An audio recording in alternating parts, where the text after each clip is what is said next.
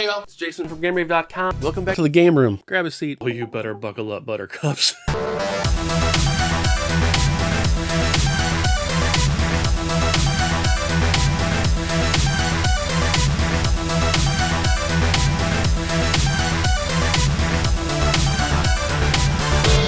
Hello friend, and welcome back to the library. 10 years is a long time, and it's fairly terrifying how fast this last decade has flown by. When I first started Game-Rave TV, it was more of something to do as a break from the site. In that time, it's taken on a life of its own, and the two now complement each other in various ways. Together, all thanks to you, both entities are reaching their true potential one update at a time. So where do we go from here? Let's talk simple cosmetics and work our way up to the good stuff. Obviously, first is the new intro and outro. I feel like things should be spiced up around these parts. The mini montage of me at the beginning was just a little icing on the cake for the 200th episode celebration. Going forward, the intro's third panel will help set the mood and play off the not-so-hidden message in the end credits. Here on YouTube, the eagle-eyed viewers will have already noticed the new greatest hits thumbnails. These are videos that have surpassed 1,000 or more total views in their lifetime.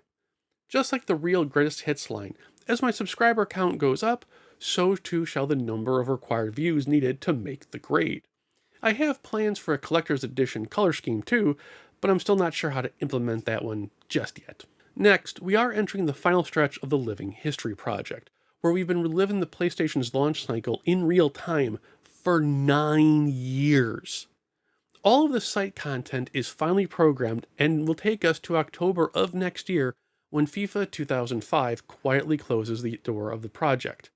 I only have about 18 social media posts left to write for it, and then it's completely done. It's insane. With that in mind, this means there's a minor visual and content tweak required on PlayStationLibrary.com's front page. With the Living History project about to be spread exponentially thin update-wise, I'll be creating a new banner rotation.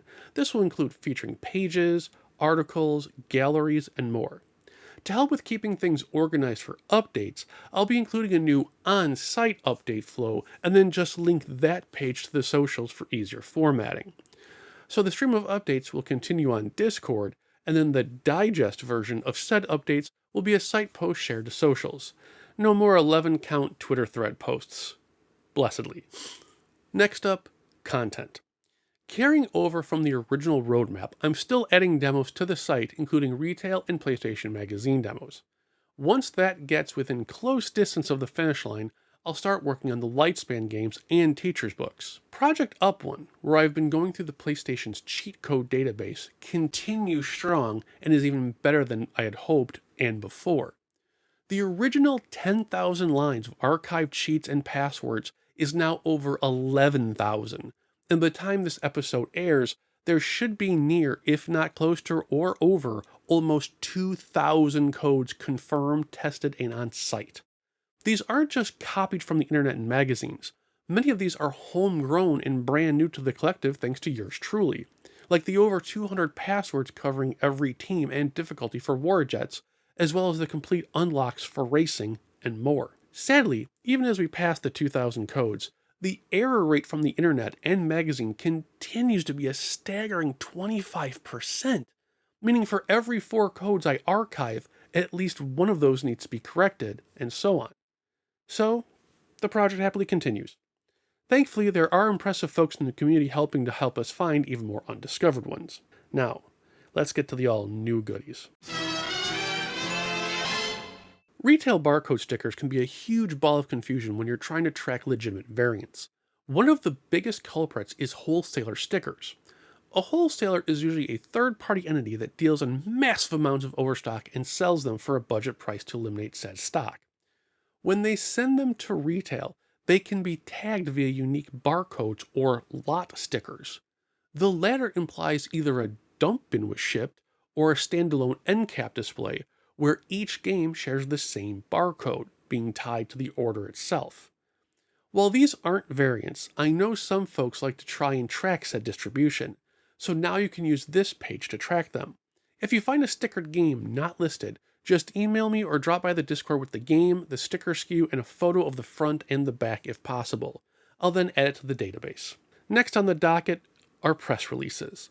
This one is very early in its public-facing side, but there's a healthy buffer on the backside.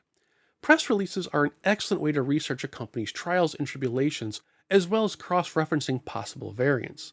We're slowly crawling through archive.org, rescuing all PlayStation-related content I can find. Right now there are 2 companies up, with about 5 or 6 waiting in the wings to be formatted and added. Speaking of, well, company speak, magazine ads are slowly being added to the library. The way it works is you'll have the thumbnails at the bottom of the media tab, including any variants, and then in clicking them, you'll take you to the 600 DPI scan on my archive.org page. I have about 800 to scan through in my already established collection, and can then dive into the piles of new entries I still haven't gotten to, 10 years running. With those in place, there's even more content to look forward to. Right now, in the planning stages are new galleries. I'm currently working on Sony's first-party accessories with in-house photography and photo editing. If the accessories do well, I'll expand it into more items I think would look cool in a gallery environment. Not on site right now, but in the planning stages are all new master lists. This will include various categories and genres like all baseball games, or all RPGs, or all Konami games, etc. I have a separate roadmap for this and will be working on them in between all the other activities. There are other content pieces in play, but none that I'm ready to talk about yet as they're still way too early in the planning stages. Stay tuned. Now, enough of what I'm working on, but more importantly, who I've been working with. Now that we're the PlayStation Library, it's time to unfold the site's wings and expand tenfold, or at least fourfold to start. First is Eric and his PlayStation Demo project. The purpose of the currently named Demo Source website is to bring together into one place the details on compilation demo discs. Eric is starting with the PlayStation Magazine, but has plans to extend to jam packs, interactive samplers, PlayStation Underground, and even non-PlayStation libraries like Xbox, Dreamcast, and Amiga CD32. Aside from just the information, videos of the discs will be made available both with and without his commentary, and any memory card saves will be on hand as well. Much of his content will link the games to Game-Rave.com, or the PlayStation Library. The site is currently in planning stages, but you can check out Eric on Twitch with his streaming or check out his demo archives on YouTube. All the proper links will be in the video description below for everyone I talk about. Next up has been my freelance writing with Darren and his amazing 32-bit library books. I was blessed with adding some personal anecdotes to his chunky, amazingly jam-packed PlayStation books that focus on specific topics. This includes Namco, Konami, Sony, and soon role-playing games in general. His books are available for purchase, and each next volume starts out life on Kickstarter. He's also lit a spark in me, but we'll get back to that in a second. And not just because I was one of the goals. Third, and this will be the beneficial to those who like statistics with their checklists, is Mynty. Mynty is a value-based value pricing guide similar to other popular apps on the market. The difference being I've been working closely with them in various aspects. To start, we've provided most, if not all, of the greatest hit scans for their database, among a couple other important ones, complete with accolades to prove it.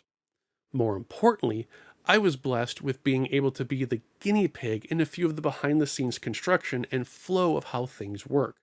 I represent what I lovingly call the curmudgeon old man demographic. I'm happy to say that they've been taking ideas, accolades, and criticisms equally to heart, and the progress they have been making to the site is outstanding, but unfortunately still outside of the public eye. Those who see their collection as more than just a library and more of an investment can also take advantage of Mynty's extremely cheap subscription service that will provide investor and reseller type information to help keep your hunting skills sharp and your inventory peak. In full disclosure, I have not made any money with them, #not ad. I just like helping projects.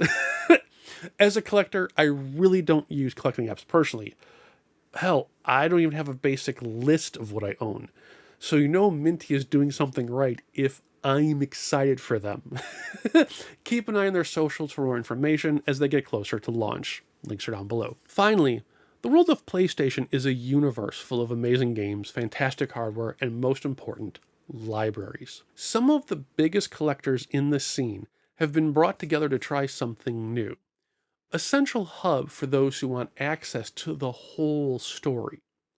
The PlayStation Collective, which is still extremely early in construction, I'm talking alpha stage, will be a starting point for those who want to explore literally everything the PlayStation universe has to offer. Using a unique spine view of the sets, it allows players to explore as if they were actually looking at someone's wall of games or a store shelf. Depending on which system you're in, clicking on the main spine will bring you to the appropriate PlayStation-related site for that game's information. Big shocker, the lovely high-res scans I provided for the PlayStation 1 spines will provide you links back to the PlayStation Library. PlayStation 3 fans will be headed towards PlayStation 3 Center's website, and more. As I said, it's very early in development, we're still getting links just right, but it's going to be pretty cool. The site will also include full game legacies, shown here by way of their 007 James Bond listings. It's a fantastic way to swim in a bigger pool, and really explore all there is to the PlayStation. As mentioned, the site is still in early alpha and finding its foothold, so view with kind eyes and kinder observations. Right now it's focused on the first 4 PlayStations, but if things take off and the user base is there, the collective will be expanded to other PlayStation systems, including PSP. And the final tease. When I said Darren sparked something in me, I wasn't kidding. In working with him in his books, my love of photography and layout began to rise up from their ashes.